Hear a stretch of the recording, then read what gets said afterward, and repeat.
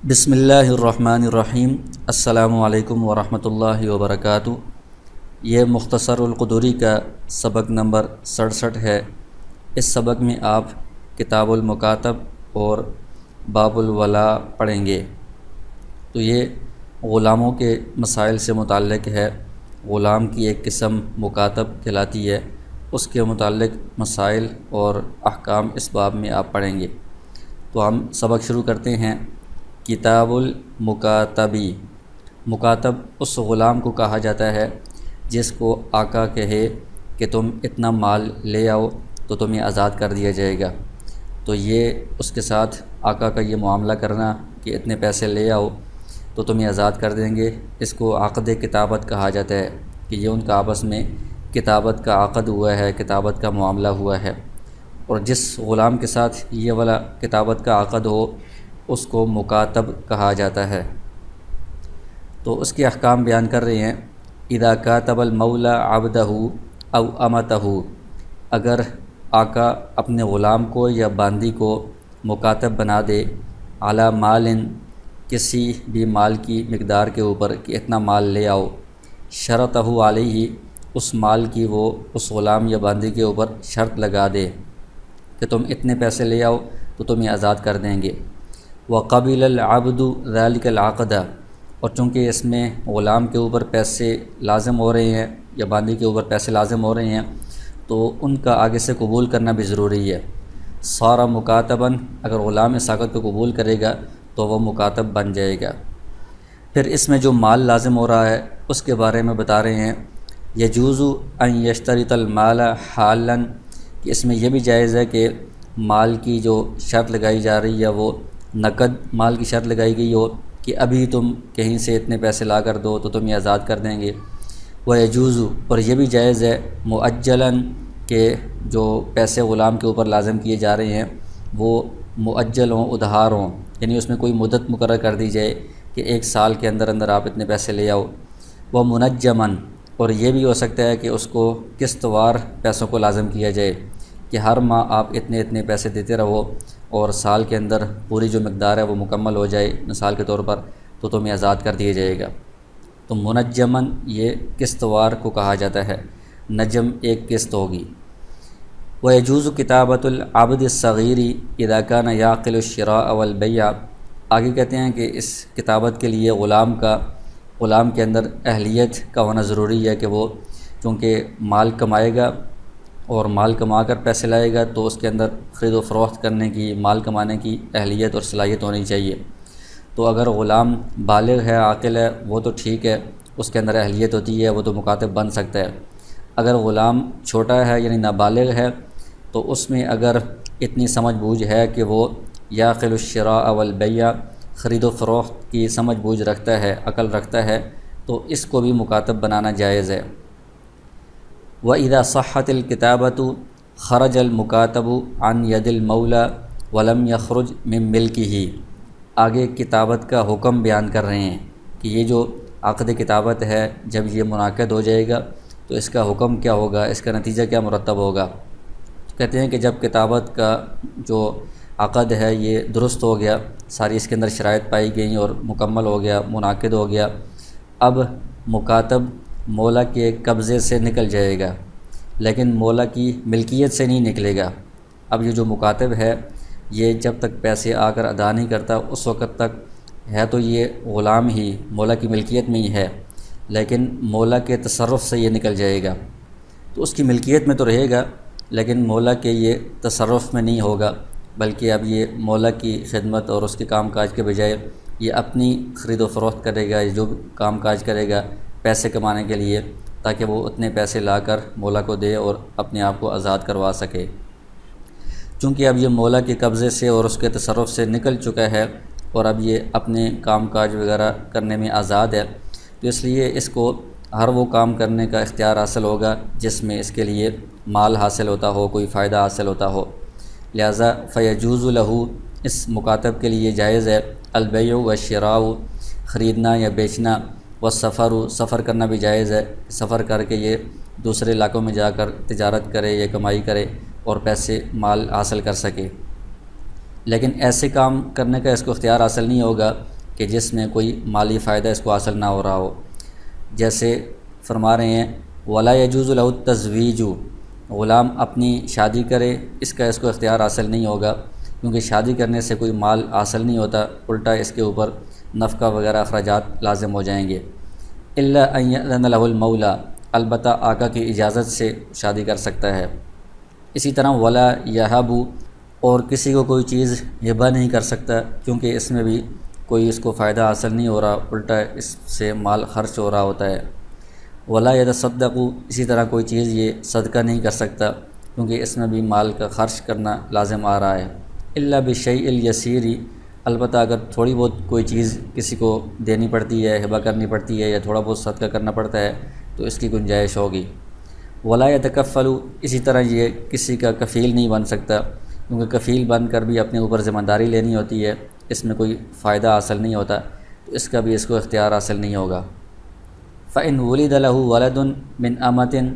له دخل في كتابته، اگر اس دوران مکاتب نے خرید و فروخت کرتے ہوئے کوئی باندی خریدی ہے اور اس سے اس کا بچہ پیدا ہو گیا ہے، تو یہ بچہ بھی اس کے عقد کتابت کے اندر داخل ہو جائے گا، شامل ہو جائے گا۔ وکان حکمہ مثل حکم ابیہ، اور اس بچے کا حکم بھی اس کے والد یعنی مکاتب کے حکم کی طرح ہوگا۔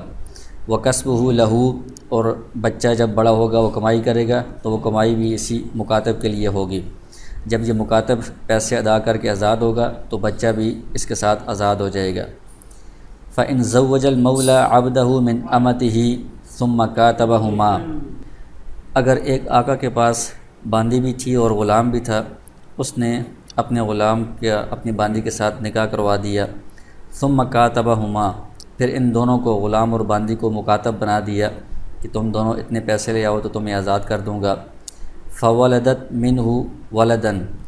اس غلام کا اس باندی سے بچہ پیدا ہوا۔ دخل فی کتابتہا، تو یہ بچہ اپنی ماں کی جو عقد کتابت ہے اس کے اندر شامل ہو جائے گا، داخل ہو جائے گا۔ وکان کسبہ لہا، بچہ جب بڑا ہوگا کمائی کرے گا تو اس کی کمائی اس کی ماں کے لیے ہوگی، اس لیے کہ جو بچہ ہوتا ہے وہ غلام ہونے میں، آزاد ہونے میں اور عقد کتابت وغیرہ میں ماں کے تابع ہوتا ہے، تو یہ ماں کی عقد کتابت میں شامل ہوگا اور اس کی کمائی بھی ماں کے لیے ہوگی۔ وَإِنْ وَطِيَ الْمَوْلَى مُكَاتَبَتَهُ لَزِمَهُ الْعُقْرُ، آگے کہتے ہیں کہ جو مکاتب غلام ہوتا ہے یا مکاتبہ باندی ہے، چونکہ وہ مولا کے تصرف سے نکل گئے ہیں، اس لیے مولا ان میں اگر کوئی تصرف کرے گا تو اس کو اس کا بدل دینا ہوگا۔ تو اگر کوئی مکاتبہ باندی ہے تو وہ مولا کے تصرف میں نہیں ہے، مولا کا اس کے ساتھ وطی کرنا جائز نہیں ہے۔ اگر اس نے اپنی مکاتبہ باندی سے وطی کر دی تو اس کو عقر یعنی مہر لازم ہوگا۔ وَإِنْ جَنَا عَلَيْهَا، اگر آقا نے کوئی جنایت کی ہے اس باندی کے اوپر، او علی ولدہا، یا باندی کے بچے کے اوپر، لزمتہ الجنایۃ، تو اس جنایت کی جو دیت ہے یا تاوان وغیرہ ہے وہ بھی آقا کے اوپر لازم ہوگا، اس لیے کہ یہ اپنی جان کے اعتبار سے، مال کے اعتبار سے آقا کے تصرف سے نکل چکے ہیں۔ وَإِنْ أَتْلَفَ مَالًا لَهَا غَرِمَهُ، اسی طرح اگر اس مکاتبہ باندی کا مال آقا تلف کر دیتا ہے، ہلاک کر دیتا ہے، تو اس مال کا بھی وہ آقا تاوان ادا کرے گا، ضمان ادا کرے گا۔ آگے فرماتے ہیں وَإِذَا اشْتَرَى الْمُكَاتَبُ أَبَاهُ، کہ جو مکاتب ہے وہ خرید و فروخت کرتے ہوئے غلام بھی خرید سکتا ہے، تو اس نے اپنے والد غلام کو خرید لیا، او ابنہ، یا اپنے بیٹے جو غلام تھا اس کو خرید لیا، دخل فی کتابتہ، تو یہ مکاتب کا والد یا مکاتب کا بیٹا بھی اس مکاتب کی عقد کتابت میں داخل ہو جائیں گے، شامل ہو جائیں گے۔ جب یہ مکاتب پیسے ادا کر کے آزاد ہوگا تو اس کا والد یا اس کا بیٹا بھی ساتھ ہی آزاد ہو جائیں گے۔ وَإِنِ اشْتَرَى أُمَّ وَلَدِهِ مَعَ وَلَدِهَا، ایک مکاتب نے جو اپنی ولد باندھی تھی جس سے اس کا بچہ پیدا ہوا ہے اس کو خرید لیا، ساتھ ساتھ اس کے بیٹے کو بھی خرید لیا، دخل وَلَدُهَا فِي الْكِتَابَةِ، تو ولد جو باندھی ہے وہ تو عقد کتابت میں شامل نہیں ہوگی، اس کا جو بیٹا ہے وہ اس غلام کی عقد کتابت کے اندر داخل ہو جائے گا، شامل ہو جائے گا۔ تو اب جب یہ غلام آزاد ہوگا تو وہ جو بیٹا ہے، بچہ ہے، وہ بھی اس کے ساتھ آزاد ہو جائے گا، اور اس وقت تک یہ جو ولد باندھی ہے، لم یجز لہ بیعہا، اس غلام کے لیے جائز نہیں ہے کہ وہ اس باندھی کو بیچے، کیونکہ یہ جو باندی ہے یہ اپنے بیٹے کے تابع ہے، تو یہ اپنے بیٹے کو بیچ نہیں سکتا، وہ اس کی کتابت میں شامل ہے، لہٰذا یہ اس کے تابع ہو کر اس کی ماں کو بھی نہیں بیچ سکتا۔ آگے کہتے ہیں وَإِنِ اشْتَرَىٰ ذَا رَحْمٍ مَحْرَمٍ مِّنْهُ لَا وِلَادَ لَهُ، کہ اگر اس مکاتب غلام نے ایسا قریبی رشتہ دار خرید لیا جس کے ساتھ اولاد کا تعلق نہیں ہے، یعنی پہلے تو مسئلہ بیان ہوا تھا کہ اپنے والد کو خریدا یا بیٹے کو، تو والد کے ساتھ اولاد ہونے کا تعلق ہوتا ہے، بیٹے کے ساتھ بھی باپ اور اولاد ہونے کا تعلق ہوتا ہے، تو ان کا تو مسئلہ پہلے بیان ہوا تھا۔ لیکن ان کے علاوہ جو باقی قریبی رشتہ دار ہیں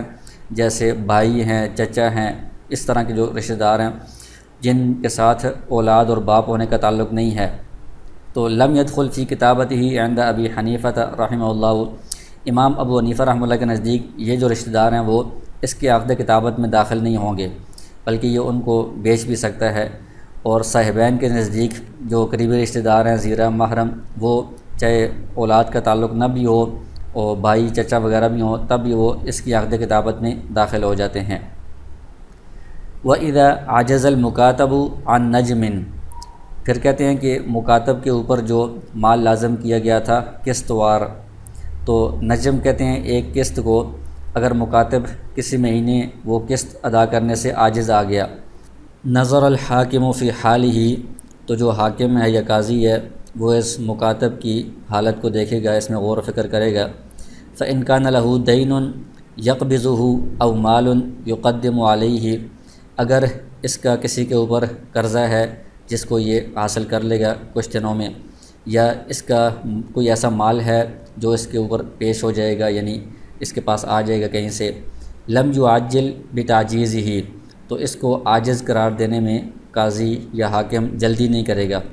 وانتظر علیہ الیومین او الثلاثۃ، بلکہ اس غلام کے اوپر 2 دن یا 3 دن تک انتظار کرنا چاہیے کہ کہیں سے اس کے پاس مال آ جائے تو یہ قسط ادا کر لے، تو اس کی ایک کتابت والا عقد اس کا جاری رہے گا۔ وَإِن لَّمْ تَكُن لَّهُ وَجْهٌ، اور اگر اس کی حالات دیکھ کر کوئی ایسی صورت نظر نہ آئے کہ مال کہیں سے اس کے پاس آ جائے گا اور یہ مال ادا کر دے گا،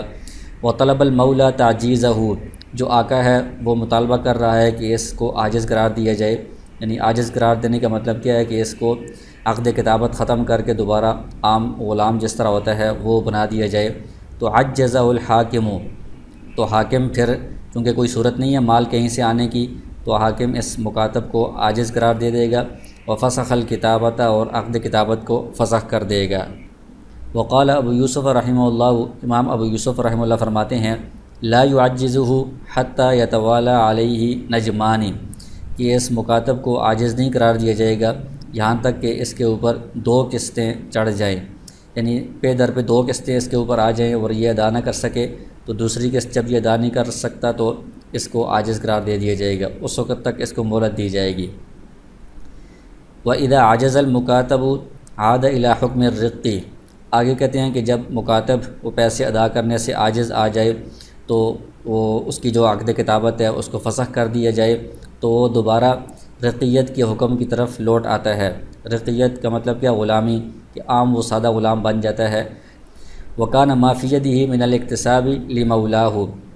اور جتنا اس نے ابھی تک کمائی کر لی ہے، اس کے پاس جو کچھ بھی کمائی ہے مال، وہ اس کے آقا کا ہوگا، کیونکہ ملکیت آقا کی تھی، لہٰذا اس کے پاس جو مال ہے وہ بھی آقا کی ملکیت میں جائے گا۔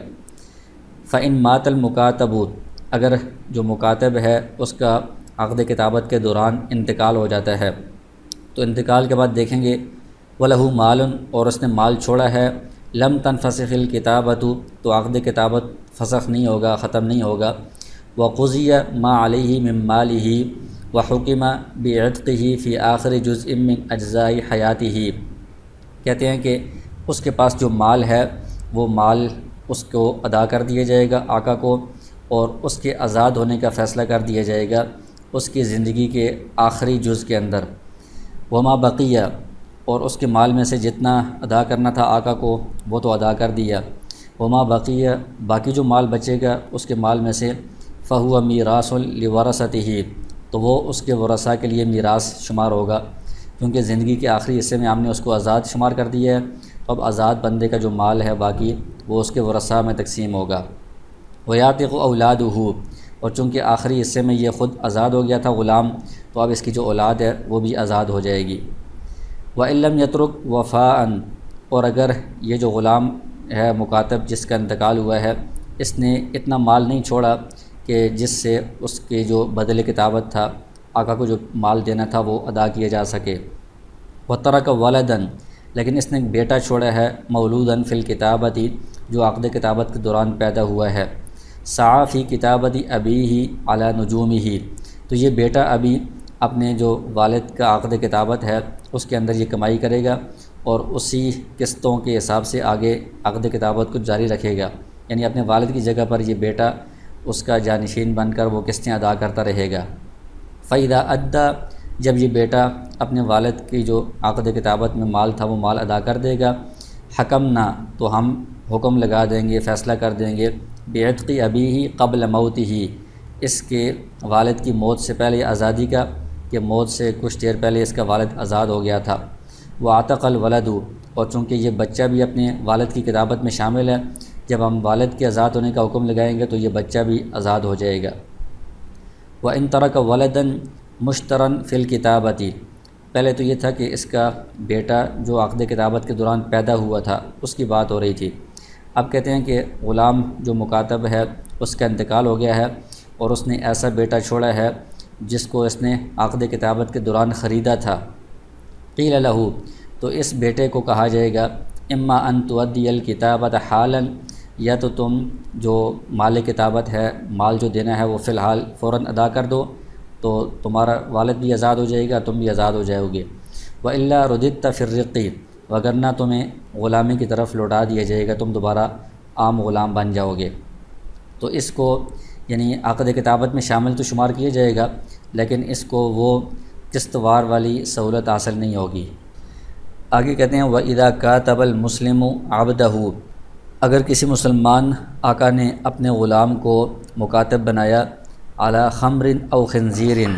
شراب لانے پر یا خنزیر لانے پر، کہ اتنی مقدار میں شراب یا خنزیر لے آؤ تو تمہیں آزاد کر دیں گے، او علی قیمت نفسہ، یا اس کو کہا کہ جتنی تمہاری قیمت ہے اتنے پیسے تم لے آؤ تو تمہیں آزاد کر دیں گے، فالکتابۃ فاسدۃ، تو یہ عقد کتابت فاسد ہے۔ شراب اور خنزیر والی صورت میں تو اس لیے یہ فاسد ہے کہ مسلمانوں کے لیے شراب اور خنزیر کا لین دین کرنا یا اس کا کسی کے اوپر لازم کرنا یہ جائز نہیں ہے۔ تو شراب اور خنزیر کا تذکرہ کرنا ایسا ہی ہے جیسے بغیر کسی بدل کے یہ عقد کتابت منعقد کیا گیا ہے، لہذا بغیر بدل کے عقد کتابت فاسد ہوتا ہے تو یہ ٹھیک نہیں ہے۔ اور دوسری صورت میں جب اس کو غلام کو یہ کہا گیا کہ تمہاری جتنی قیمت ہے اتنے پیسے لے آؤ،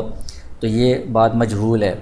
تو بدل کتابت اگر مجہول ہو تب بھی عقد کتابت فاسد ہو جاتا ہے، تو یہاں پر معلوم نہیں ہے کہ غلام کی قیمت کتنی ہے، اس میں جہالت ہے، اس وجہ سے یہ عقد کتابت فاسد ہو جائے گا۔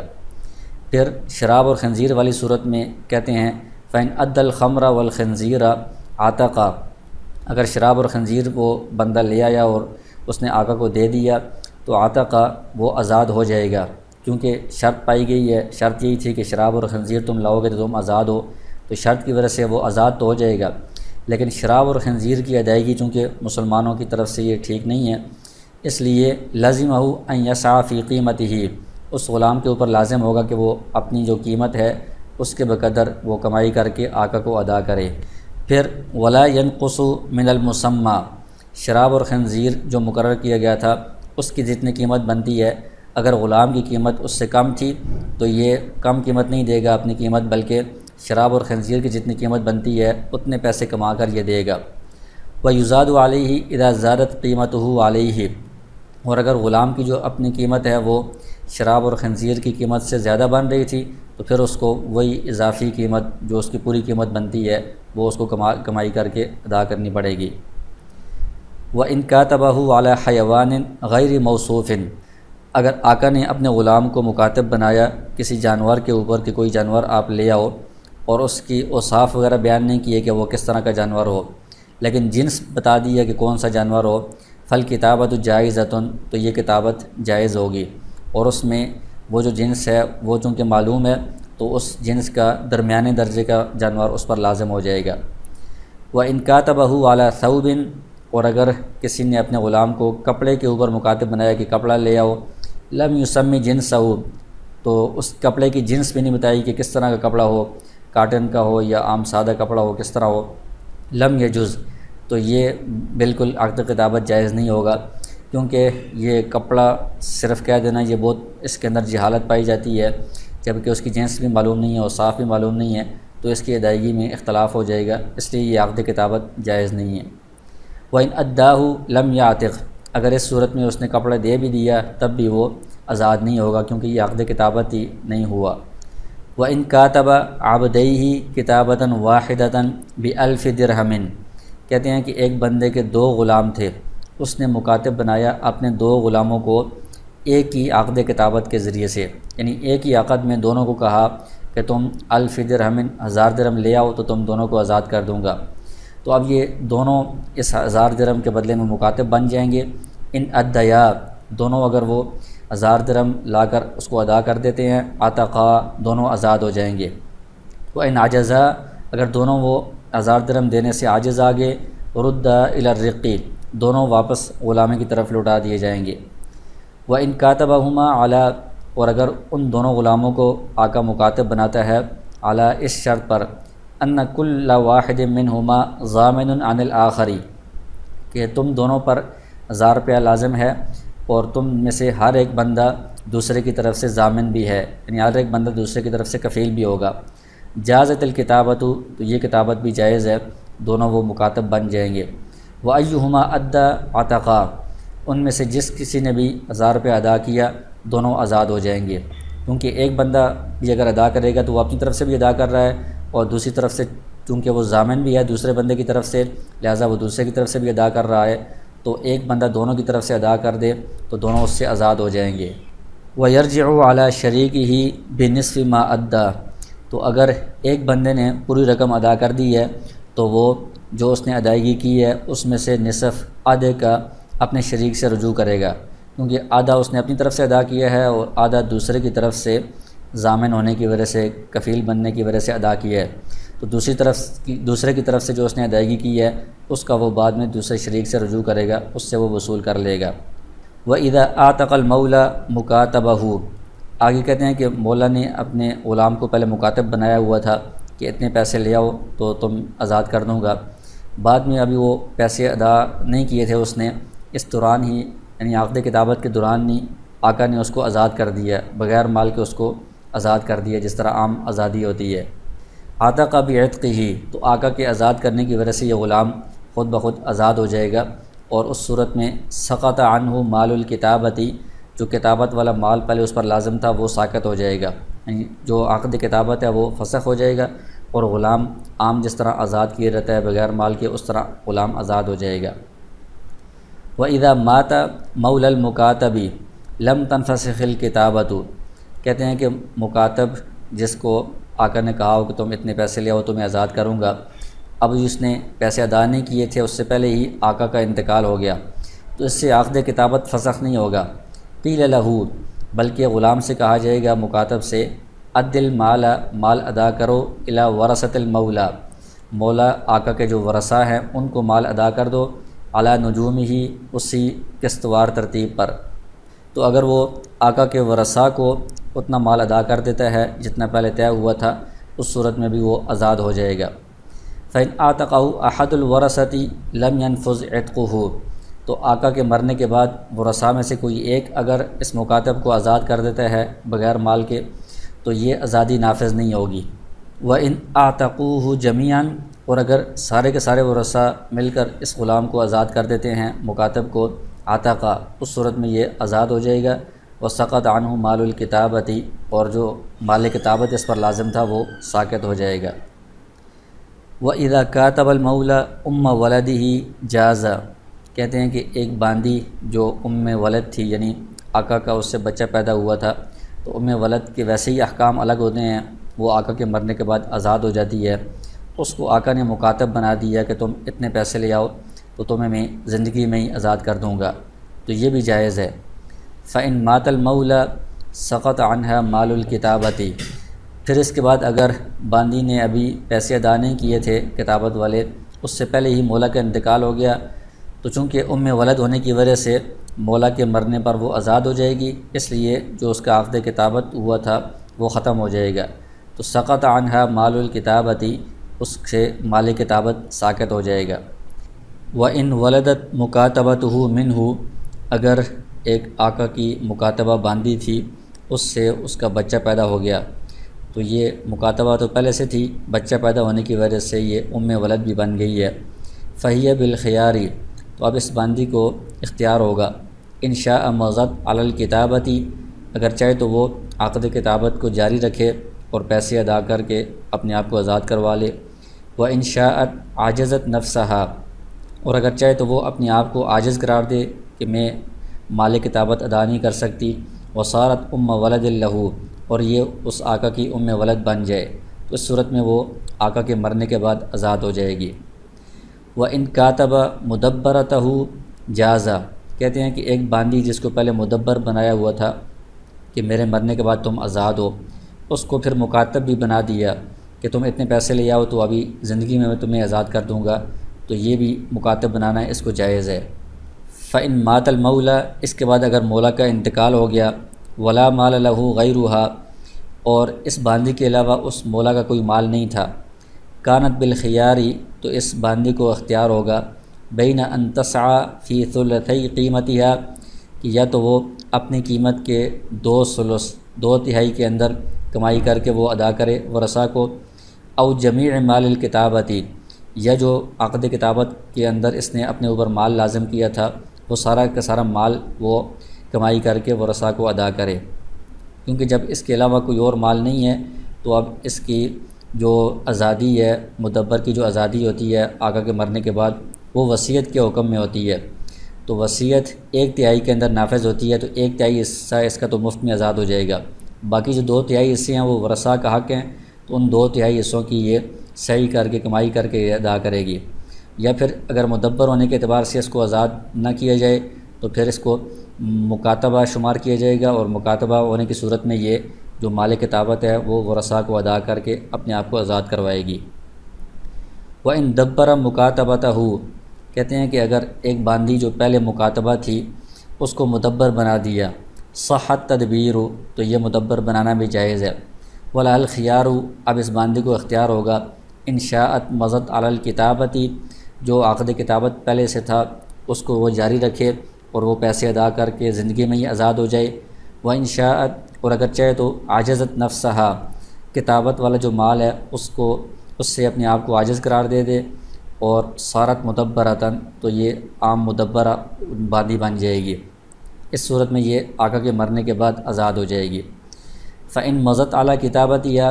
اگر یہ عقد کتابت کو جاری رکھتی ہے، فَمَاتَ الْمَوْلَى، اور مولا کا انتقال ہو جاتا ہے، وَلَا مَالَ لَهُ،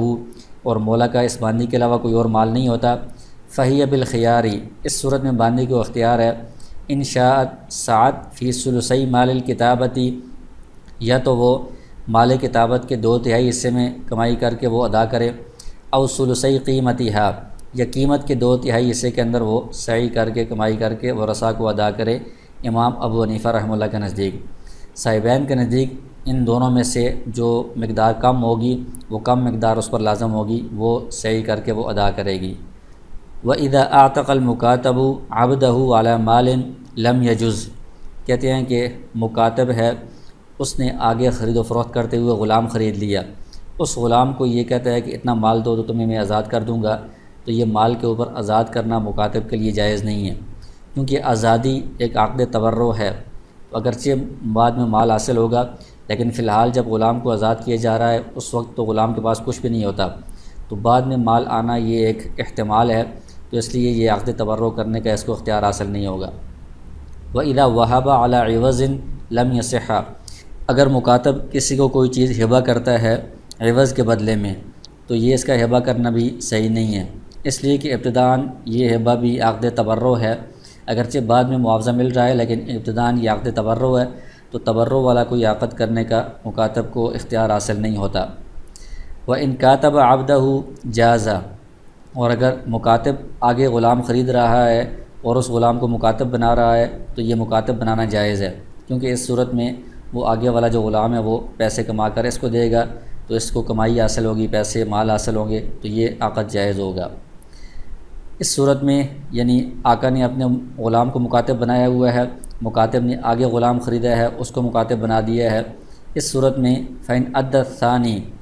جو دوسرا غلام ہے جو مکاتب نے آگے مکاتب بنایا ہوا ہے، وہ اگر پیسوں کی ادائیگی کر دیتا ہے قبل ان یعتق الاول، پہلے مکاتب کے آزاد ہونے سے پہلے، فولاؤہ للمولی الاولی، تو اس صورت میں جو دوسرا غلام ہے جو پیسے دے کر آزاد ہو رہا ہے، اس کی جو ولا ہے وہ جو پہلا آقا ہے جس نے اپنے غلام کو مکاتب بنایا تھا، یعنی اس کے مکاتب کا جو آقا ہے اس کو یہ ولا حاصل ہوگی۔ اور ولا کسے کہتے ہیں یہ اگلے باب کے اندر آپ سامنے آ جائے گا۔ وَإِنْ أَدَّ الثَّانِي بَعْدَ عِتْقِ الْمُكَاتَبِ الْأَوَّلِ، اور اگر جو پہلا مکاتب تھا وہ پیسے دے کر آزاد ہو گیا ہے، آزاد ہونے کے بعد اس نے جو آگے مکاتب بنایا ہوا تھا اس نے پھر ادائیگی کی ہے، اس صورت میں دوسرے مکاتب کی جو ولا ہے وہ اس پہلے مکاتب کی طرف ہوگی، یہ نسبت اس کی طرف ہوگی، گویا کہ یہ آزاد تھا تو اس آزاد کی طرف ولا ہو سکتی ہے۔ پہلی صورت میں پہلا مکاتب آزاد نہیں ہوا تھا تو دوسرے مکاتب کی نسبت پہلے کی طرف نہیں ہو سکتی، غلام کی طرف نہیں ہو سکتی، بلکہ پہلے مکاتب کی آقا کی طرف ہوگی۔ اس کے بعد کتاب الولا ہے، ولا کا معنی ہوتا ہے نسبت، یہاں پر اس سے ایک خاص قسم کی نسبت مراد ہے کہ کسی بندے کے اگر قریبی رشتہ دار وغیرہ نہیں ہیں جو وراثت میں حصہ دار بنتے ہیں تو اس کی کسی اور کی طرف نسبت ہوتی ہے، اس کی وجہ سے وہ دوسرا بندہ جس کی طرف ولا ہوتی ہے وہ بندہ اس کا وارث بنتا ہے، اس کا حقدار بنتا ہے۔ تو اس کی دو قسمیں ہیں، ایک کو ولائے اعتاقہ کہا جاتا ہے کہ ایک آقا نے کسی غلام کو آزاد کیا ہے تو اس غلام کی جو ولا ہے وہ اس آقا کی طرف ہوگی، یعنی اس غلام کے اگر مرنے کے وقت اس کے رشتہ دار وغیرہ نہیں ہیں، ورثاء نہیں ہیں، تو اس غلام کا جو مال ہے وہ اس کے آزاد کرنے والے آقا کو ملے گا۔ اور دوسری قسم ہے ولائے موالات، آگے اسی باب کے اندر آپ پڑھیں گے کہ ایک بندہ نو مسلم ہے، وہ کسی مسلمان کے ہاتھ پر اسلام قبول کر رہا ہے، ساتھ ہی اس کے ساتھ ایک معاملہ کر رہا ہے کہ میرے مرنے کے بعد جو میرا مال ہوگا وہ آپ لے لیں گے، اور زندگی کے اندر کوئی اگر کچھ جنایت وغیرہ ہو جاتی ہے، اس کی دیت وغیرہ دینی پڑتی ہے تو وہ آپ میری طرف سے ادا کریں گے۔ تو اس طرح ان کے درمیان یہ ولا ایک عقد ہو جاتا ہے۔ تو دونوں کے احکام اس باب میں آپ پڑھیں گے۔ پہلے ولائے اعتاقہ کا بیان کر رہے ہیں۔ اذا اعتق الرجل مملوکہ فولاؤہ لہ، جب ایک شخص اپنے غلام کو آزاد کرتا ہے تو اس غلام کی ولا اسی آزاد کرنے والے شخص کی طرف ہوگی۔ وکذالک المرأۃ تعتق، اسی طرح اگر عورت آزاد کرتی ہے کسی غلام کو تو اس غلام کی ولا بھی اس عورت کو حاصل ہوگی جو آزاد کرنے والی ہے۔ فإن شرط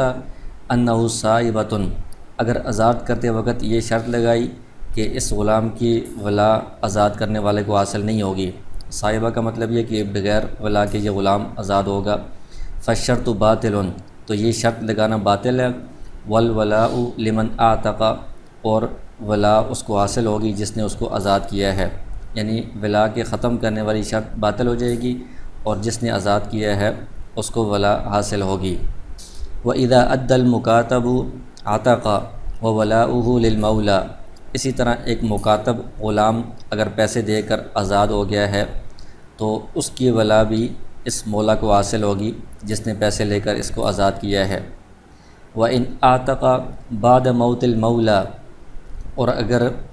یہ مولا کے مرنے کے بعد غلام آزاد ہوا، فَوَلَاؤُهُ لِوَرَثَةِ الْمَوْلَى، تو اس غلام کی جو ولا ہے وہ مولا کے آقا کے ورثاء کو حاصل ہوگی، یعنی مکاتب نے آقا کی زندگی میں پیسے ادا نہیں کر سکا، اس نے آقا کی موت کے بعد ورثاء کو پیسے ادا کیے ہیں اور وہ آزاد ہوا ہے، تو اب اس کی ولا بھی آقا کے ورثاء کو حاصل ہوگی۔ وَإِذَا مَاتَ الْمَوْلَى، اور اگر مولا کا انتقال ہوتا ہے، عَتَقَ مُدَبَّرُوهُ وَأُمَّهَاتُ أَوْلَادِهِ، تو جیسا کہ آپ نے پڑھا ہے کہ مدبر وہ غلام ہوتے ہیں جن کو آقا کہے کہ میرے مرنے کے بعد تم آزاد ہو، ولد جو باندھی ہوتی ہے وہ بھی آقا کے مرنے کے بعد آزاد ہو جاتی ہے۔ جب آقا کا انتقال ہوگا تو اس کے جو مدبر غلام ہیں اور اس کی جو ولد باندیاں ہیں یہ سب کے سب آزاد ہو جائیں گی۔ وولاؤہم لہو، ان سب کی ولا یعنی مدبروں کی اور امہات اولاد کی ولا اسی آقا کو حاصل ہوگی جس کا انتقال ہوا ہے۔ ومن ملک ذا رحم محرم منہ عتق علیہ وولاؤہ لہو، اسی طرح اگر کوئی شخص اپنے قریبی رشتہ دار کا مالک ہو گیا ہے تو یہ پہلے آپ نے پڑھ لیا ہے کہ قریبی رشتہ دار کا مالک بنتے ہی وہ رشتہ دار اس پر آزاد ہو جاتا ہے، تو یہاں پر یہ رشتہ دار کا جب یہ مالک بنا ہے تو وہ رشتہ دار آزاد ہو جائے گا۔ تو وہ چونکہ اس کی ملکیت میں آزاد ہوا ہے ملکیت میں آتے ہی، تو اس لیے اس رشتہ دار کی جو ولا ہے وہ اسی کو حاصل ہوگی جو اس کا مالک بنا تھا۔ وَإِذَا تَزَوَّجَ عَبْدُ رَجُلٍ أَمَةَ الْآخَرِ، کہتے ہیں کہ ایک شخص کا غلام تھا، اس نے نکاح کر لیا دوسرے شخص کی باندی سے۔ فَأَعْتَقَ مَوْلَى الْأَمَةِ الْأَمَةَ، باندی کا جو آقا تھا اس نے باندی کو آزاد کر دیا۔ وَهِيَ حَامِلٌ مِنَ الْعَبْدِ، اور اس باندی کے پیٹ میں بچہ تھا اس غلام سے جس نے اس کے ساتھ نکاح کیا تھا۔ عَتَقَت، تو یہ باندی آزاد ہو جائے گی۔ وَعَتَقَ حَمْلُهَا، اور اس کا جو حمل ہے بچہ ہے وہ بھی آزاد ہو جائے گا۔ وَوَلَاءُ الْحَمْلِ لِمَوْلَى الْأُمِّ، تو اس صورت میں جو حمل ہے بچہ جو آزاد ہوا ہے اس کی ولا جو ماں ہے ماں کے آقا کے لیے ہوگی، یعنی باندی جو بچے کی ماں ہے اس کو آقا نے آزاد کیا ہے تو باندی کی ولا تو اسی آقا کی طرف ہوگی، اور باندی کا جو بچہ ہے وہ بھی چونکہ اسی باندی کو آزاد کرنے کے ضمن میں آزاد ہوا ہے، اس لیے اس بچے کی جو ولا ہے نسبت ہے وہ بھی جو بچے کی ماں کا آقا ہے اس کو حاصل ہوگی۔ لا ينتقل عنہ ابداً، یہ ولا باندی کے آقا کو جو حاصل ہوئی ہے بچے کی ولا، یہ بعد میں اس سے منتقل ہو کر کسی اور کو نہیں مل سکتی، یعنی بچے کا جو والد غلام ہے اگر وہ بعد میں آزاد بھی ہو جاتا ہے تب بھی بچے کی جو ولا ہے یہ ماں کے آقا سے منتقل ہو کر باپ کے آقا کی طرف نہیں جائے گی، وہ ماں کے آقا کے پاس ہی رہے گی۔ فَإِن وَلَدَتْ بَعْدَ عِتْقِهَا لِأَكْثَرَ مِنْ 6 أَشْهُرٍ وَلَدًا، اور اگر اس باندی کا یعنی غلام نے جس باندی کے ساتھ نکاح کیا ہوا تھا اس باندی کو آقا نے آزاد کر دیا، آزاد کرنے کے بعد 6 مہینوں سے زیادہ مدت بعد اس باندی کا بچہ پیدا ہوا۔ فَوَلَاؤُهُ لِمَوْلَى الْأُمِّ، اس صورت میں اس بچے کی جو ولا ہے وہ ماں کے آقا کو حاصل ہوگی، کیونکہ والد اس کا جو بچے کا والد ہے وہ ابھی تک غلام ہے تو غلام کی طرف تو ولا نہیں جا سکتی، اس لیے اس کی ماں آزاد ہو چکی ہے، تو 6 مہینے کے بعد جو بچہ پیدا ہوا ہے اس کی ولا بھی ماں کے آقا کو ہی حاصل ہوگی۔ فَإِنْ أُعْتِقَ الْأَبُ جَرَّ وَلَاءَ ابْنِهِ، لیکن اگر اس کے بعد بچے کا باپ جو پہلے غلام تھا وہ بھی آزاد ہو گیا تو اس صورت میں یہ جو غلام تھا جو ابھی آزاد ہوا ہے بچے کا والد، یہ اپنے بیٹے کی ولا کو کھینچ لے گا، یعنی اس صورت میں بچے کی جو ولا ہے وہ ماں کے آقا سے منتقل ہو کر باپ کے آقا کی طرف آ جائے گی۔ وَانْتَقَلَ عَنْ مَوْلَى الْأُمِّ إِلَى مَوْلَى الْأَبِ، جو بچے کی ماں کا آقا ہے اس کی طرف جو پہلے ولا تھی وہاں سے وہ منتقل ہو کر باپ کے آقا کی طرف آ جائے گی۔ وَمَنْ تَزَوَّجَ مِنَ الْعَجَمِ، کہتے ہیں کہ عجمیوں میں سے کسی بندے نے، یعنی ایک بندہ جو نیا مسلمان ہوا ہے مثال کے طور پر، اس نے بِمُعْتَقَةِ الْعَرَبِ، عرب کی کسی آزاد کردہ باندی سے نکاح کر لیا۔ یہ عرب والی بات اتفاقی ہے، اس کے علاوہ کوئی اور عجمی ہو یا کوئی بھی بندہ ہو اس کی آزاد کردہ باندی سے نکاح کرے تو اس کا حکم یہی ہے۔ تو بہرحال کسی ایسے بندے نے کہ جو نیا مسلمان ہوا تھا اور اس کے وہاں پر رشتہ دار وغیرہ موجود نہیں ہیں، اس نے کسی آزاد کردہ باندی سے نکاح کر لیا۔ فَوَلَدَتْ لَهُ أَوْلَادًا، اس سے اولاد پیدا ہوئی۔ فَوَلَاءُ وَلَدِهَا لِمَوَالِيهَا عِنْدَ أَبِي حَنِيفَةَ وَمُحَمَّدٍ رَحِمَهُمُ اللَّهُ، تو اس عورت کے بچوں کی جو ولا ہے وہ عورت کے جو آزاد کرنے والے ہیں مولا ہیں ان کو حاصل ہوگی، ان کی طرف نسبت ہوگی، جو عجمی باپ ہے اس کی طرف نہیں ہوگی۔ یہ امام ابو حنیفہ اور امام محمد رحمہ اللہ کا مذہب ہے۔ امام ابو یوسف رحمہ اللہ فرماتے ہیں یکون ولاء اولادها لابیہم، کہ اس عورت کی جو اولاد ہوگی اس کی ولا اس کے والد کو حاصل ہوگی، والد کی طرف یہ ولا جائے گی۔ لأن النسب الی الآباء، کیونکہ نسب کا تعلق والد کے ساتھ ہوتا ہے تو یہ ولا بھی نسب کی طرح ہے، تو نسب جس طرح باپ کی طرف ثابت ہوتا ہے اس طرح ولا بھی باپ کی طرف جائے گی۔ تو اس میں امام ابو حنیفہ اور امام محمد رحمہ اللہ فرماتے ہیں کہ جو بندہ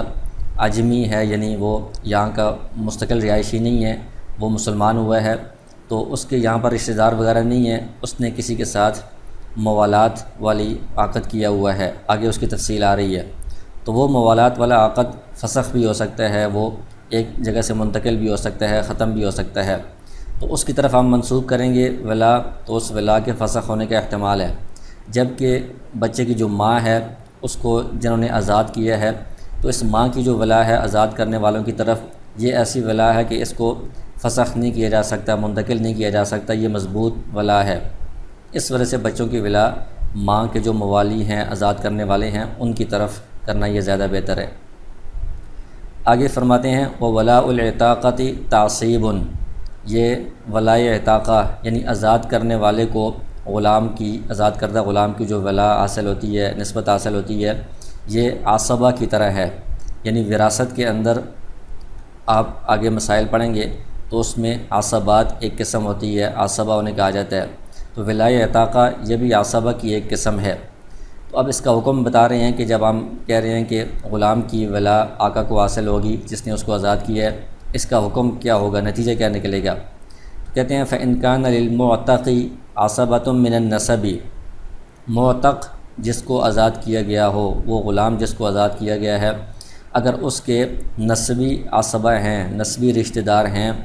فَهُوَ أَوْلَى مِنْهُ، پھر تو وہ رشتہ دار جو آزاد کرنے والا آقا ہے اس سے زیادہ وراثت کے حقدار ہیں، پھر تو ان رشتہ داروں کو ہی وراثت ملے گی، آزاد کرنے والے آقا کو نہیں ملے گی۔ فَإِن لَمْ تَكُنْ لَهُ عَصَبَةٌ مِّنَ النَّسَبِ، اگر نسبی عصبہ نہیں ہے، نسبی رشتہ دار نہیں ہے غلام کے، تو اس صورت میں غلام کے انتقال کے بعد فَمِيرَاثُهُ لِلْمُعْتِقِ، اس غلام کی میراث اس کے آزاد کرنے والے آقا کو ملے گی۔ فَإِن مَاتَ الْمَوْلَى ثُمَّ مَاتَ الْمُعْتَقُ، اور اگر آقا کا پہلے انتقال ہو گیا ہے، آزاد کرنے والے آقا کا، بعد میں اس آزاد کردہ غلام کا انتقال ہوا ہے، فَمِيرَاثُهُ لِبَنِي الْمَوْلَى، تو اس صورت میں اس غلام کی جو میراث ہے وہ آقا کے عصبات میں تقسیم ہوگی، تو آقا کے جو عصبات ہیں وہ اس کے بیٹے ہوتے ہیں سب سے پہلے، دون بناتی ہی، جو بیٹیاں ہوتی ہیں وہ عصبات میں شامل نہیں ہوتی، جیسا کہ آپ میراث کے مسائل میں پڑھیں گے، اس لیے اس غلام کی جو میراث ہے وہ آقا کے بیٹوں کو ملے گی، آقا کی بیٹیوں کو نہیں ملے گی۔ آگے فرما رہے ہیں وَلَيْسَ لِلنِّسَاءِ مِنَ الْوَلَاءِ، عورتوں کو غلاموں کی ولا حاصل نہیں ہوگی مگر صرف ان صورتوں میں، إِلَّا مَا أَعْتَقْنَا، جن غلاموں کو خود عورت نے براہ راست آزاد کیا ہے تو اس غلام کی ولا عورت کو حاصل ہوگی، او أَعْتَقَ مَنْ أَعْتَقْنَا، یا جس غلام کو عورت نے آزاد کیا ہے اس غلام نے آگے کوئی غلام خرید کر اس کو آزاد کیا تو اس اگلے والے غلام کی ولا بھی اس عورت کو حاصل ہوگی، او کاتبنا، یا عورت نے کسی غلام کو مکاتب بنایا، اس نے پیسے ادا کر کے آزادی حاصل کر لی، اس کی ولا بھی عورت کو حاصل ہوگی، او کاتب من کاتبنا، یا جس کو اس نے مکاتب بنایا ہے اس غلام نے آگے کسی اور غلام کو مکاتب بنایا تو اس آگے والے مکاتب کی ولا بھی اس عورت کو حاصل ہوگی، او دبرنا، یا جن غلاموں کو عورت نے خود مدبر بنایا ہو تو ان کی ولا بھی عورت کو حاصل ہوگی۔ اس کی صورت یہ بنے گی کہ اگر ایک عورت نے کسی غلام کو مدبر بنایا ہے تو مدبر کا مطلب تو یہ ہوتا ہے کہ میرے مرنے کے بعد تم آزاد ہو، تو وہ اس کے مرنے کے بعد آزاد ہوگا، تو ظاہر ہے کہ اگر مرنے کے بعد وہ آزاد ہو رہا ہے پھر اس کے بعد غلام مال کمائے گا، پھر غلام کا جب انتقال ہوگا تو اس کی میراث اس عورت کو کیسے ملے گی؟ عورت تو مر چکی ہے،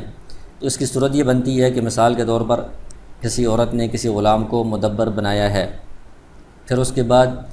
وہ عورت جو ہے وہ مرتدہ ہو کر یعنی اسلام سے پھر کر دارالحرب میں چلی گئی ہے، تو اگر کوئی شخص مرتد ہو کر دارالحرب میں چلا جائے تو یہاں پر دارالاسلام میں اس کے بارے میں موت کا حکم لگا دیا جاتا ہے، اس کے اوپر موت کے احکام لاگو ہوتے ہیں، تو یہاں پر اس کا موت کا حکم لگ جائے گا اور اس کا جو مدبر غلام ہوگا وہ آزاد ہو جائے گا، اس کے بعد وہ غلام مال وغیرہ کمائے گا، پھر وہ عورت جو دارالحرب میں چلی گئی تھی اسلام چھوڑ کر دوبارہ اسلام قبول کر کے دارالاسلام میں آ جاتی ہے، تو اب وہ جو اس کا غلام پہلے آزاد ہو چکا تھا وہ مال کما رہا ہے، اور اس کے بعد جب اس کا انتقال ہو جائے گا تو اس کا جو مال ہے، اس کی جو میراث ہے وہ اس عورت کو حاصل ہوگی جو ابھی دوبارہ اسلام قبول کر کے آئی ہے۔ او دبرا من دبرنا، یا جس کو غلام کو اس عورت نے مدبر بنایا ہے، اس غلام نے آگے اور غلام خرید کر ان کو مدبر بنایا، تو ان کی وراثت بھی اس عورت کو حاصل ہوگی۔ اس میں بھی وہی صورت بنتی ہے کہ وہ مرتدہ ہو کر دارالحرب میں چلی جائے، بعد میں واپس آئے، تو اس کے جو مدبر غلام ہوں گے وہ وہاں دارالحرب میں جانے کی وجہ سے آزاد ہو چکے ہوں گے۔ جب واپس آئے گی تو وہ اگر مال کما کر ان کا انتقال ہوتا ہے اس غلام کا یا اس کے آگے مدبر کا، تو ان دونوں کی ولا اسی کو حاصل ہوگی جس عورت نے ان کو مدبر بنایا تھا۔ او جر ولاء معتقہن، یا ایک صورت یہ ہو سکتی ہے کہ عورت اپنے آزاد کردہ غلام کی ولا کو اپنی طرف کھینچ لے۔ تو اس کی صورت یہ ہوتی ہے کہ عورت کا غلام تھا، اس نے کسی دوسری آزاد کردہ باندی کے ساتھ اس کا نکاح کروا دیا، اس کا بچہ پیدا ہوا، تو چونکہ یہ عورت کا غلام ہے، بچے کا والد، تو اس غلام کی طرف تو بچے کی نسبت نہیں ہو سکتی، تو بچے کی جو ماں ہے وہ کسی کی باندی تھی اور وہ آزاد ہو چکی تھی، اس لیے بچے کی نسبت اپنی ماں کے آقا کی طرف ہوگی، ولا ان کی طرف ہوگی، جیسا کہ پیچھے آپ نے پڑھ لی ہے۔ لیکن بعد میں اگر عورت نے اپنے غلام کو آزاد کر دیا تو اس غلام کو آزاد کرنے کی وجہ سے اس بچے کی جو ولا ماں کے آقا کی طرف ہو رہی تھی وہ باپ کے آقا کی طرف منتقل ہو جاتی ہے، تو گویا کہ اس غلام کو آزاد کرنے کے ذریعے سے اس باپ نے اپنے بچے کی ولا کو ماں کے آقا سے کھینچ کر ادھر اپنے آقا کی طرف لے آیا ہے، تو یہ بھی عورت کی طرف ولا کے منسوب ہونے کی ایک صورت ہے۔ اب معتقہن، اسی طرح جس کو اس نے آزاد کیا ہے اس نے آگے اور غلاموں کو آزاد کیا ہے، تو ان کی بھی ولا کو کھینچنے کی یہی صورت بنتی ہے۔ یہ ایسی صورتیں ہیں کہ ان میں عورت کی طرف ولا ہو سکتی ہے، اس کے علاوہ باقی صورتوں میں عورت کو غلاموں کی ولا حاصل نہیں ہوگی۔ وَإِذَا تَرَكَ الْمَوْلَى ابْنًا وَأَوْلَادَ ابْنٍ آخَرَ، کہتے ہیں کہ ایک مولا یعنی آقا جس نے غلاموں کو آزاد کیا تھا، یا ایک غلام کو آزاد کیا تھا یا زیادہ کو، اس کا ایک بیٹا ہے اور دوسرا بیٹا نہیں ہے بلکہ دوسرے بیٹے کی اولاد ہے، یعنی پوتے وغیرہ ہیں، تو اس مولا کا انتقال ہو گیا ہے۔ فَمِيرَاثُ الْمُعْتَقِ، تو اس بندے کا جو آزاد کردہ غلام ہے اس کے میراث لِابْنٍ، آقا کے حقیقی بیٹے کے لیے ہوگی، دون بن الابن، آقا کے دوسرے بیٹے کی جو اولاد ہے جو اس کے پوتے ہیں ان کے لیے نہیں ہوگی، اس لیے کہ جو معتق کی میراث ہوتی ہے ولا، اس کا بھی تعلق جو ہے وہ میراث کے ساتھ ہوتا ہے،